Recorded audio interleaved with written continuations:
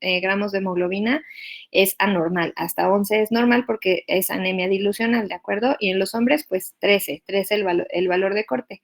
Para las mujeres en periodo menstrual, en edad reproductiva o fuera de la edad reproductiva, pero que no estén embarazadas, siempre es 12. Y los niñitos, pues bueno, ya lo verán con los pediatras, porque eso ya es para mí demasiado complicado.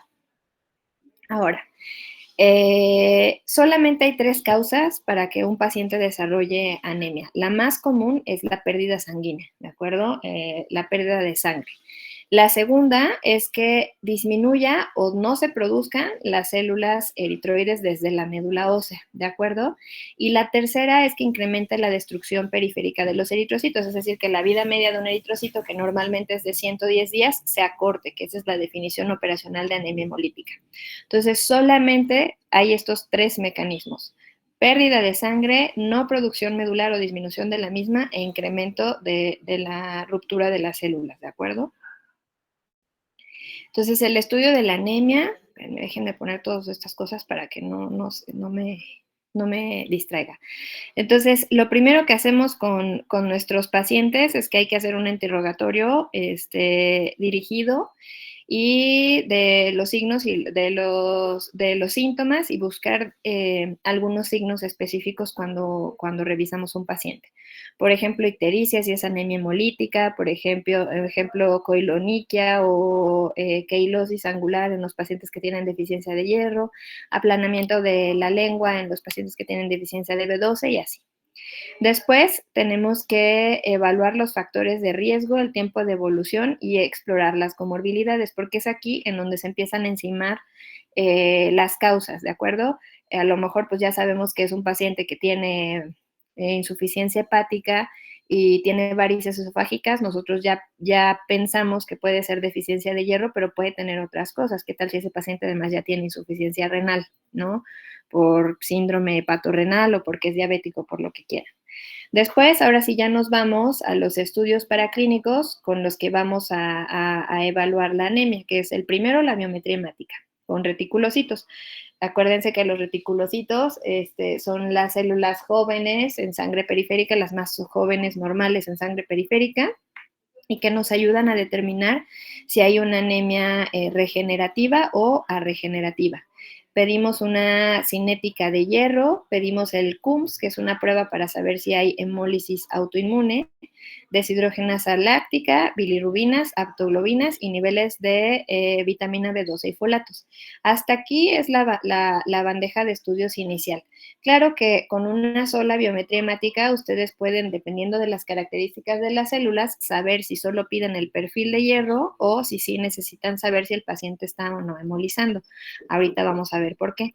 Y al final dejo aquí el aspirado de médula ósea. No lo hacemos para diagnóstico de todas las anemias, ¿de acuerdo? Este aspirado de médula ósea es sobre todo para las anemias que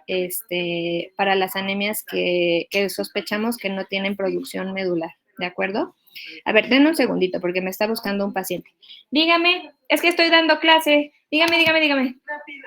Ajá. Doctora, yo compré el Filgastrin, pero nada más pude comprar 2. Ajá. Ahorita están transfundiendo a mi mamá. Ajá. Lo que no entendí si... Póngale uno hoy y otro pasado mañana, el sábado. El sábado. Ok, ¿y las otras 3 las compro o nada más con esas 2? Si las puede adquirir, sí, y póngale un día sí y un día no. Perfecto. Si no, pues con esas. Entonces, ¿puedo pedir apoyo aquí para que se la ponga? ¿Subcutánea? Y veo. Sí, claro. Sí, claro. Sí. Bueno, sí. Le agradezco. Sí, de nada. No se preocupe. Perdónenme, pequeños, es una paciente. Les decía, entonces el aspirado lo reservamos para aquellos pacientes en los que sospechamos falta de producción, pero por alguna patología medular primaria, ¿de acuerdo? Porque todas las anemias carenciales pues se van a asociar a falta de producción de células eritroides, pero no es lo mismo que a un paciente le falte solo hierro, B12 o ácido fólico para hacer sus células, a que, por ejemplo, de plano tenga alguna otra patología como anemia plástica o infiltración de otro cáncer en la médula, ¿no? Esos son diferentes. Entonces, en esos casos, si hacemos el aspirado, pero que sepan que no a todos, ¿de acuerdo? Y después ya tendremos que decidir qué tratamiento le vamos a dar a los pacientes. Si van a ser hematínicos, o sea,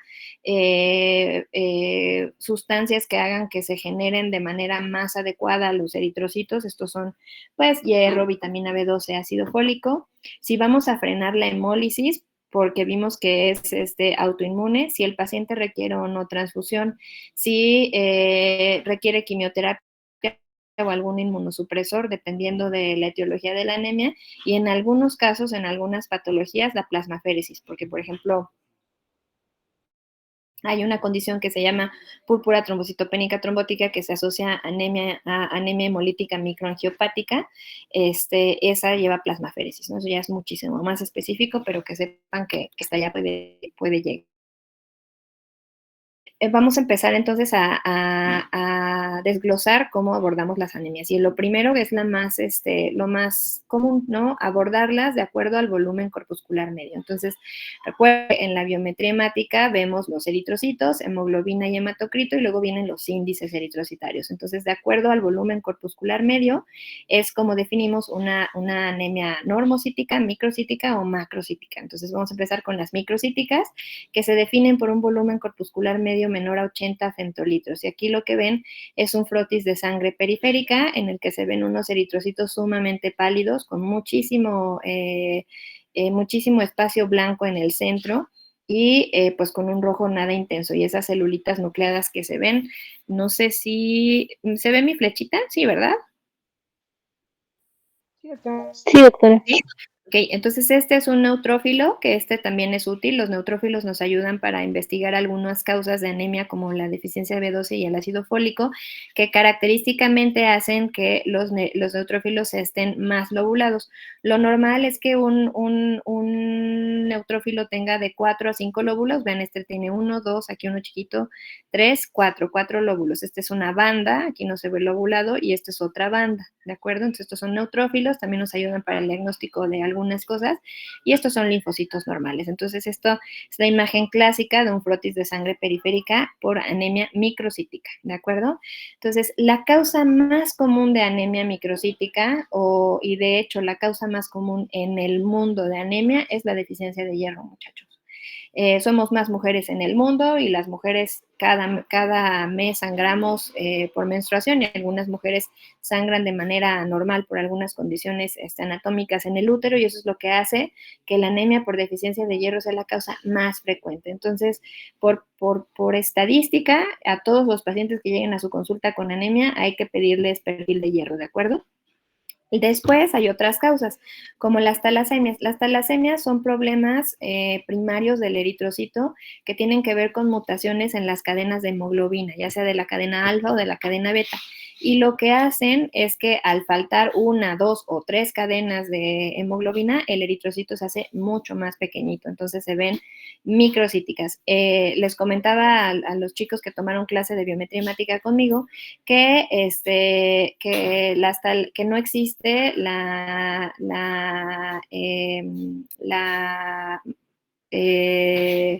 hipercromía, ¿no? Entonces, la talasemia es una causa de que se vea un eritrocito más pequeño, pero sin perder las moléculas de hierro que tiene, y entonces se ve más intenso, con una coloración más intensa, y eso es una característica de las talasemias. También la anemia por enfermedad crónica y la anemia sideroblástica, que es una alteración primaria igual de la médula ósea, súper rara. Yo no he visto una anemia sideroblástica. Tampoco llevo tanto tiempo en la hematología, estoy medio joven, pero sí es raro. Entonces, la anemia microcítica. El primer paso para abordar una anemia microcítica es descartar la deficiencia de hierro. Ya les decía yo que es la causa más común de anemia en el mundo, y se asocia a deficiencia de hierro, ¿no? La anemia microcítica hasta en el 92% de los casos. El estándar de oro para saber el estado en general del hierro en el cuerpo, pues es pedir la ferritina la ferritina sérica, ¿de acuerdo? La ferritina es una proteína de depósito de hierro. Cuando disminuye, pues nos habla de deficiencia de hierro. Hay que tener cuidado con la ferritina porque es un reactante de fase aguda. Eso quiere decir que pueden tener pacientes que la tengan elevada teniendo deficiencia de hierro, pero porque está funcionando como reactante de la fase aguda, ¿de acuerdo? Y ahí me preguntarán, doctora, ¿y cómo le hago para diagnosticarlo? Pues entonces hay otros parámetros en el perfil de hierro, ¿de acuerdo? Como la saturación de transferrina, el hierro sérico, y hay una cosa que se llama factor soluble de transferrina, que nos ayuda a definir si los pacientes con enfermedad crónica tienen o no deficiencia de hierro, o los inflamados también, ¿de acuerdo? Entonces, un nivel de ferritina disminuido va a corresponder a un estado de depleción del hierro, ¿sí? Y que sepan que el diagnóstico de anemia por deficiencia de hierro es improbable con niveles normales o elevados de ferritina sérica, ¿de acuerdo? Es improbable, aunque no descartamos la posibilidad de la inflamación. Como les decía, aquí es en donde se vuelve un problema las anemias, ¿no? Porque los pacientes sí que pueden ser feos y cacarizos al mismo tiempo. Entonces, la manera más sensible, pero más agresiva para ver las reservas de hierro es mediante biopsia de la médula ósea, muchachos. Es una forma muy certera de ver los depósitos de hierro en la médula, pero es doloroso, es costoso, hay que someter al paciente a un procedimiento y no lo hacemos todo el tiempo, ¿de acuerdo? Solamente lo hacemos si ya de una forma razonable, después de pedir el perfil de hierro completo y todo eso, no podemos dar con la deficiencia de hierro, que es rarísimo. Les diré que en mi práctica, pues aquí privada, no he visto a ningún paciente con anemia en el que sospeche deficiencia de hierro y que el perfil de hierro no me sea suficiente tanto como para aspirarlo, ¿de acuerdo? Entonces, eso es lo último que se hace.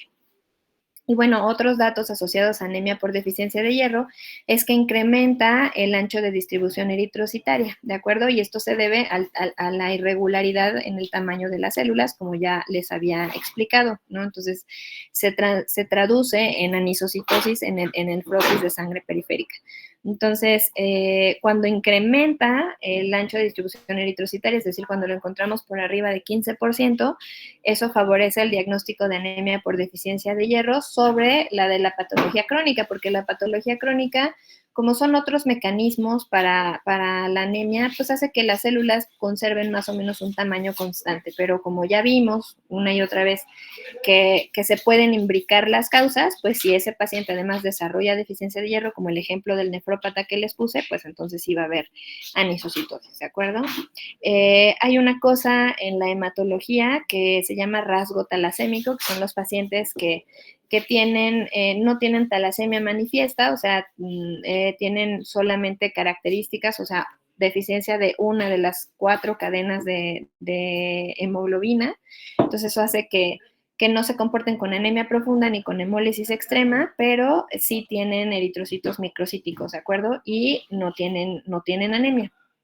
Pero la característica diferencial es que aunque tienen microcitosis, no tienen hipocromía, ¿no? Porque ya dijimos que al ser más pequeñito el eritrocito, pues las moléculas de hierro se compactan más allá adentro. Y por mecanismos que desconocemos, muchachos, la deficiencia de hierro se acompaña en algunas ocasiones de trombocitosis reactiva.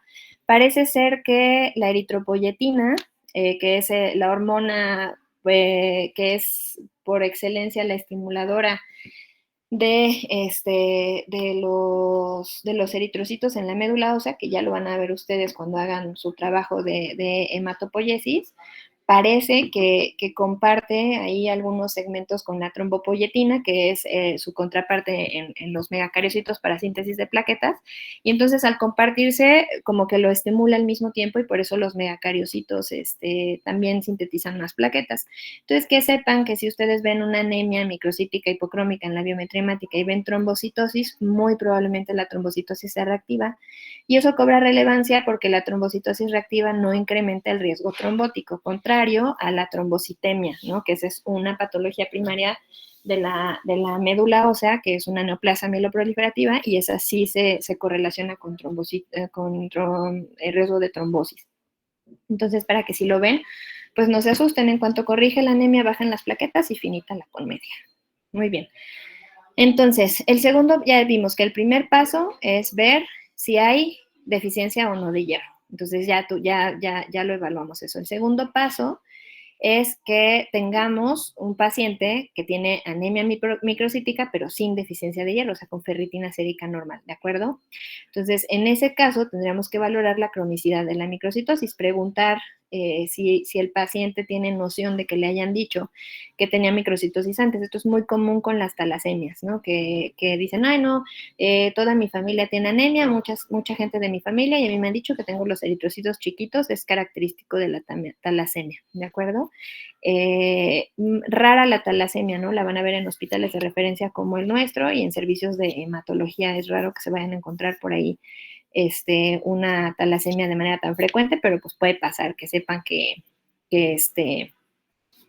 Y entonces, pues los síndromes talasémicos, como ya les había contado antes, pues son hemoglobinopatías que se caracterizan por la falta de la producción de alguna de las dos cadenas de la globina, ¿de acuerdo? La alfa o la beta, y resulta en una producción de la cadena que no está balanceada y se altera el patrón de electroforesis. Eso nosotros lo pedimos con electroforesis, ¿de acuerdo?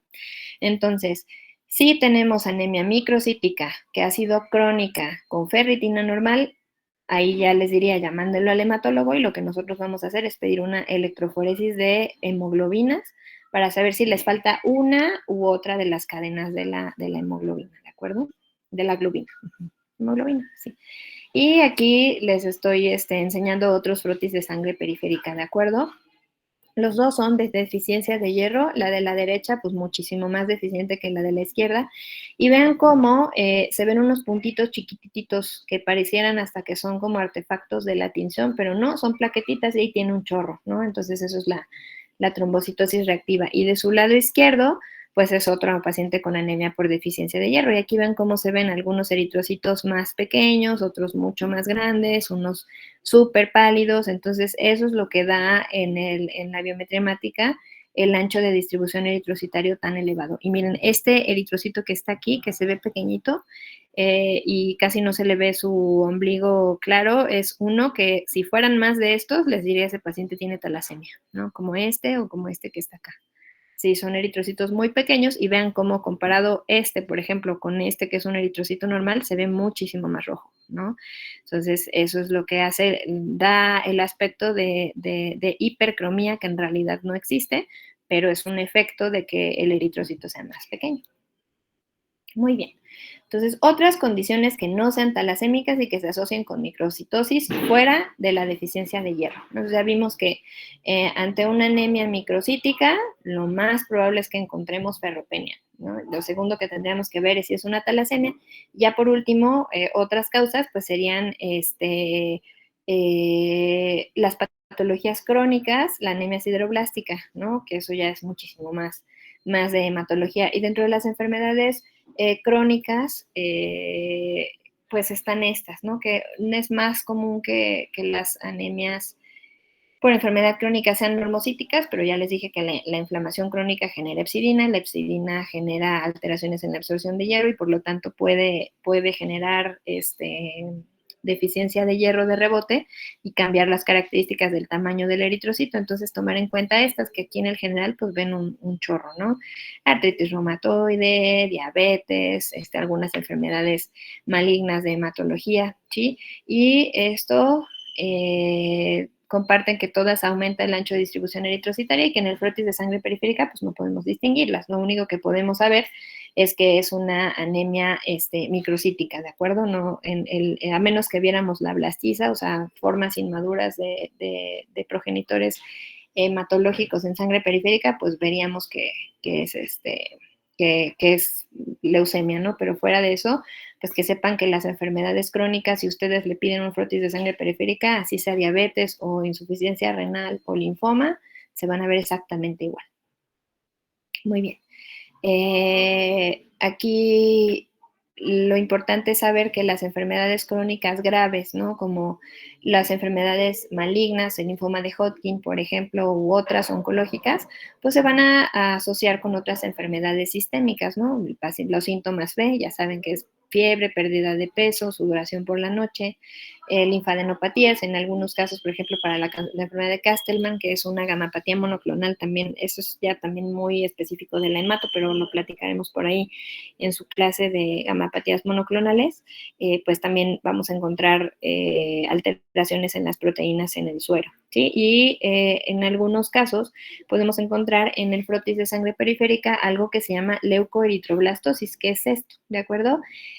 Esta célula que estoy señalando aquí, que parece un globo, como, sí, aquí tiene un chipotito, es un eritroblasto joven, ¿de acuerdo? Esto es un eritroblasto policromatófilo, no es normal, recuerden, la célula más joven que debe estar en sangre periférica es el reticulocito. Si vemos células nucleadas de la sangre como esta en sangre periférica, algo está pasando, ¿de acuerdo? La médula está infiltrada, el paciente tiene hemorragia masiva o tiene mielofibrosis, es un paciente con mielofibrosis, este es un linfocito maduro, ¿no? Son células distintas. Pero que sepan que no debe de haber de manera normal células nucleadas de la fórmula roja en sangre periférica. Muy bien.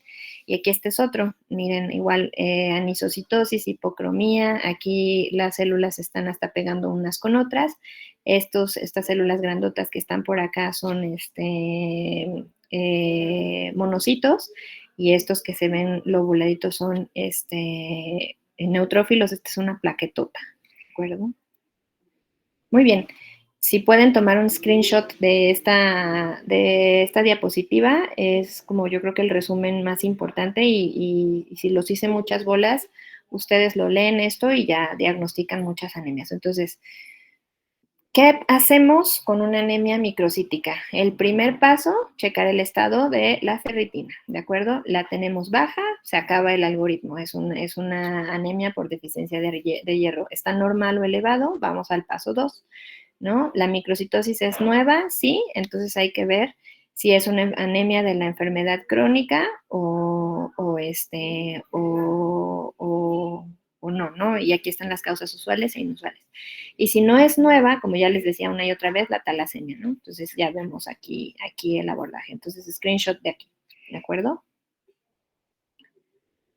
Muy bien. Ya les expliqué eso, anemia por deficiencia de hierro, el paso 2, si es nueva o no la microcitosis, y si no, pues la talasemia, ¿vale? Que vean, los porcentajes son bajitos, 5 a 8% de los casos son por talasemia. Y si no, pues ya todas las causas de inflamación crónica. Muy bien. Entonces, ¿qué indicaciones hay para transfundir a un paciente, ¿no? Actualmente, muchachos, bueno, cuando yo me formé en medicina interna, yo roté aquí en hemato en el R2 de medicina interna. Y en aquellos años, que fue por ahí del 2014, no se ponía quimioterapia aquí en el piso, yo me formé aquí en medicina interna, por lo tanto roté aquí, no se ponía quimioterapia aquí en el piso a menos que la cifra de hemoglobina estuviera en 10. Entonces ahí nos tenían transfundiendo a todos los pacientes para que llegaran a 10 y les pudiéramos poner la quimio. Actualmente, muchachos, en realidad la cifra de hemoglobina o hematocrito no es un indicativo para que un paciente necesite transfusión, ¿de acuerdo? Lo más importante es la sintomatología para poder iniciar el apoyo transfusional, ¿de acuerdo? Aquellos pacientes que no tengan factores de riesgo asociados, es decir, que no sean cardiópatas, ancianos, neumópatas o los bebés, por ejemplo, toleran muy bien la hemoglobina, ¿de acuerdo? Perdón, la anemia. Entonces, ¿cuánta hemoglobina? Incluso hasta menos de 7, ¿de acuerdo? Y otro criterio importante es la cronicidad de la anemia. Si ahorita llega un sicario y me da un balazo en la aorta y se me baja mucho la hemoglobina, por supuesto que no voy a tolerar tener, pero ni 10 de hemoglobina, me voy a sentir súper mal. Espérenme tantito.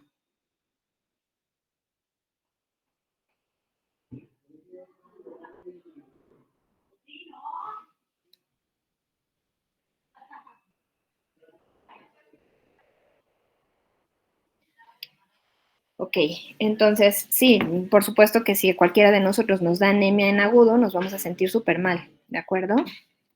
Entonces hay que tomar en cuenta eso. Y las metas siempre serán corregir los síntomas, no la hemoglobina, ¿de acuerdo? Eso es súper importante, súper, súper importante. Actualmente hay muchas publicaciones también de que las estrategias restrictivas respecto a la transfusión son mejores, tienen mejores desenlaces los pacientes, porque al final transfundir a un paciente pues es hacerle un trasplante, le estamos poniendo un tejido, ¿vale?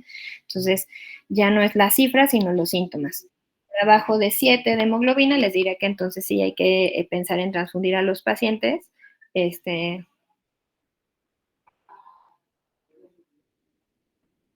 tantito, es que estamos con 1000 cosas.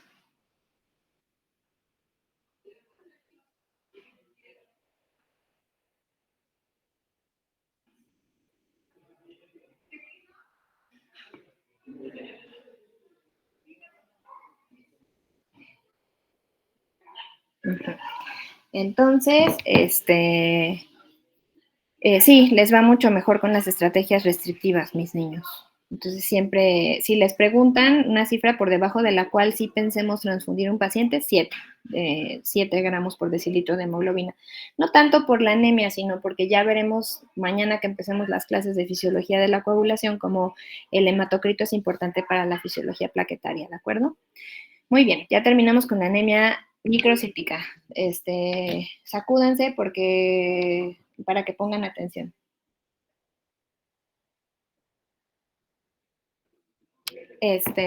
Muy bien. Entonces ahora vamos a hablar sobre la anemia normocítica. La anemia normocítica es toda aquella cuyo volumen corpuscular medio quede entre 80 y 100 femtolitros, ¿de acuerdo?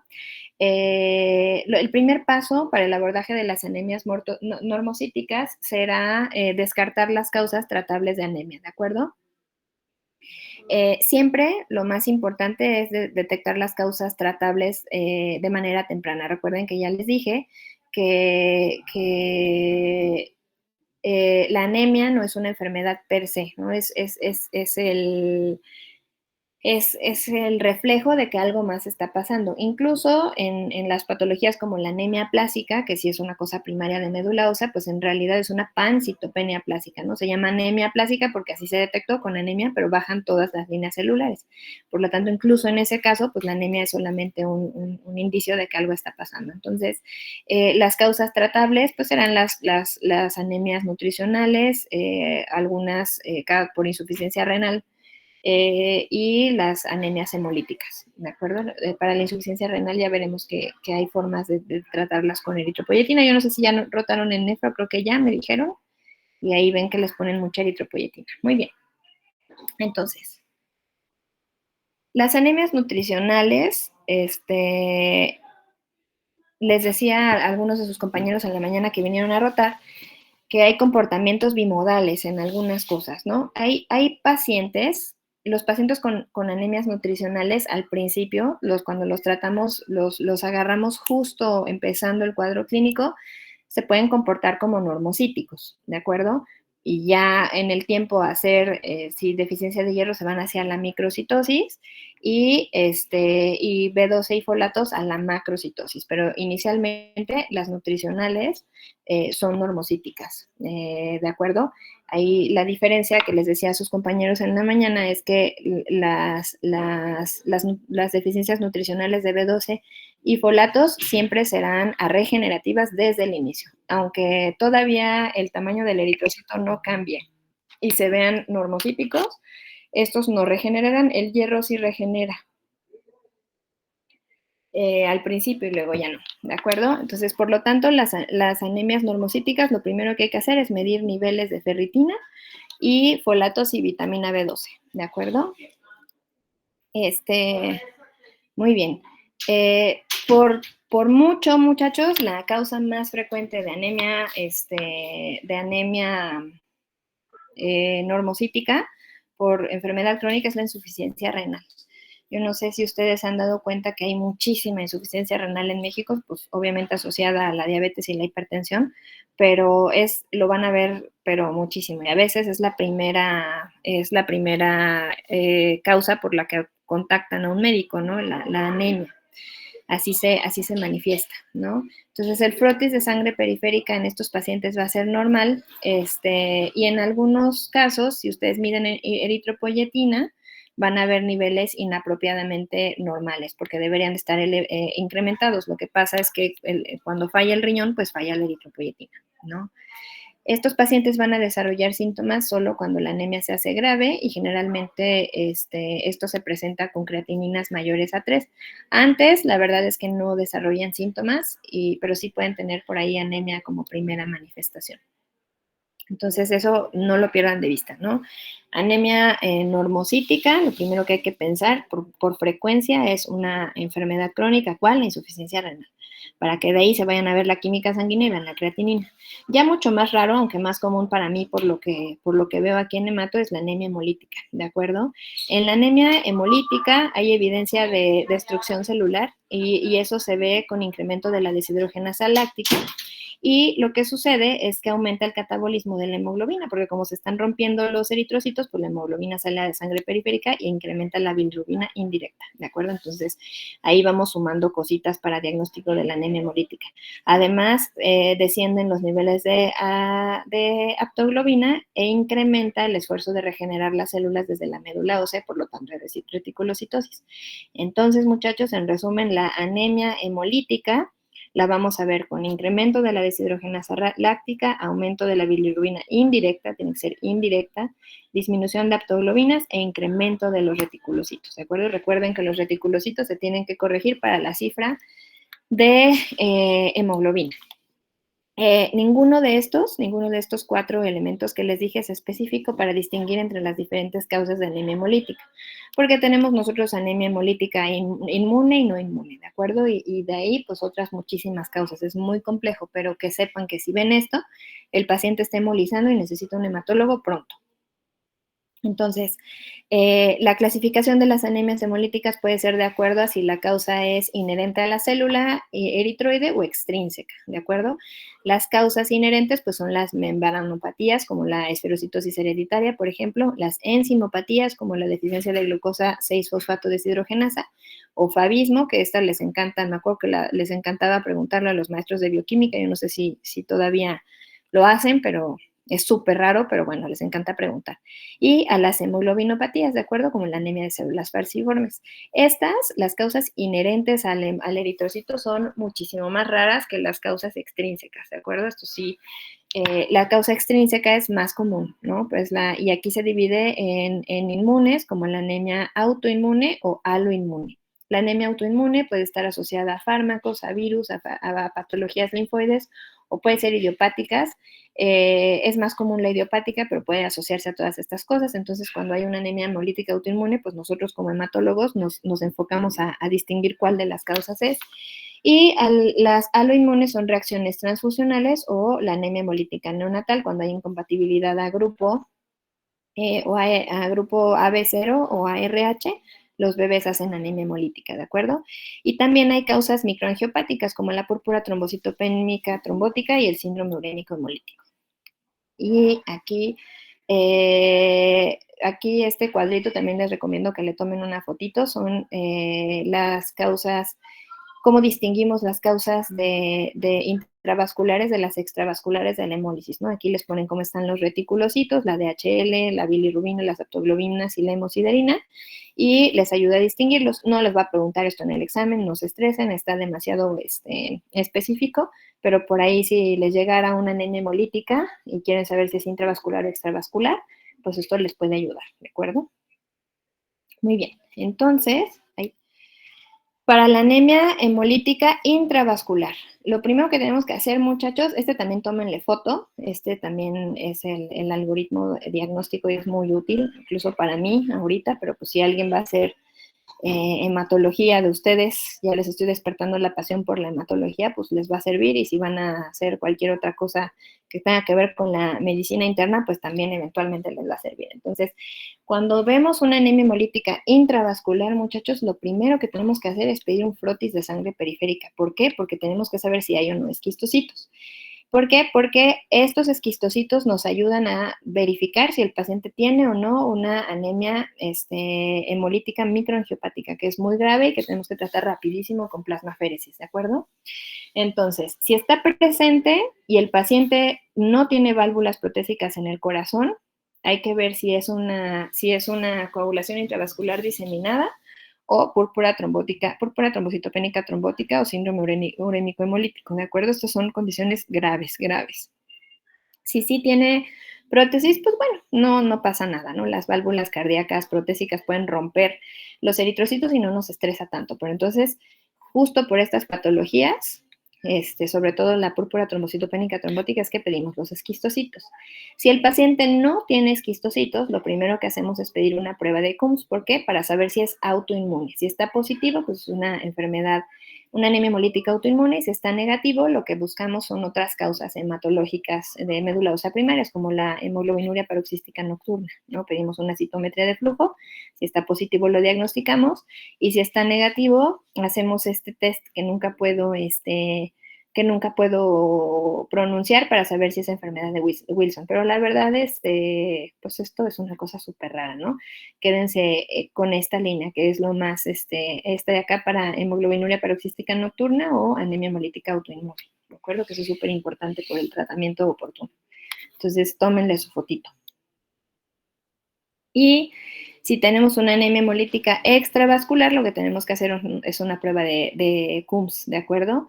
Ya más o menos vimos que el Coombs, si es positivo, en el otro pues es autoinmune, y si es negativo, lo que hacemos nosotros es una fragilidad osmótica para saber si el paciente tiene eserocitosis hereditaria, que es como la siguiente causa más común, y si no, pues ya nos vamos a causas mucho más raras como alteraciones en la glucosa 6-fosfato deshidrogenasa, ¿no? Entonces aquí tómenle otra fotito, nada más para que se queden, pues prácticamente hasta la esferocitosis hereditaria, que es lo más común. Lo demás, la verdad es que es súper raro, pero que sepan que existe.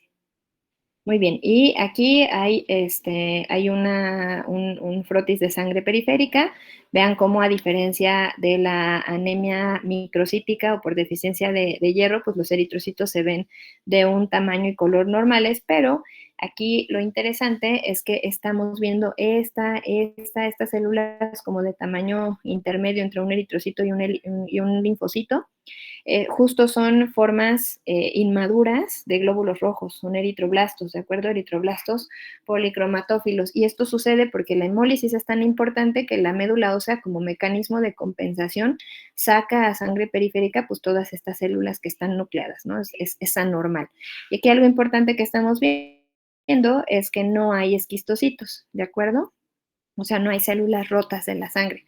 No hay uno aquí para que les enseñe, pero no hay, y eso es importante porque sabemos que es una anemia hemolítica, pero no es microangiopática. Muy bien, entonces el segundo paso será las anemias normocíticas no asociadas a deficiencias nutricionales, insuficiencia renal o hemólisis, ¿de acuerdo? Y las primeras consideraciones aquí otra vez de la patología crónica, ¿no? Vean cómo es lo más común, o ahora sí que ya sea una alteración primaria de la médula ósea, ¿de acuerdo? Y aquí, ¿qué es lo que vamos a hacer para el diagnóstico? Pues para la anemia de la patología crónica o del paciente crónico, pues hay que considerar toda la historia clínica, la polifarmacia, qué comorbilidades tiene, y ahí como ir armando el rompecabezas, ¿de acuerdo? Si creemos que es una enfermedad primaria de la médula ósea, pues ahí sí ya nos vamos a hacer una aspirado de médula ósea y una biopsia de médula ósea, ¿de acuerdo? Aquí está la anemia de la enfermedad crónica, es por citocinas inflamatorias que inhiben la eritropoiesis, ¿de acuerdo? Entonces, y también por disminución de la eritropoyetina, recuerden, en la insuficiencia renal o una combinación de ambas, ¿de acuerdo? Esas son las causas. Y la anemia por afección de la médula ósea, pues aquí nos va a ayudar mucho el frotis de sangre periférica para saber si hay o no formas inmaduras.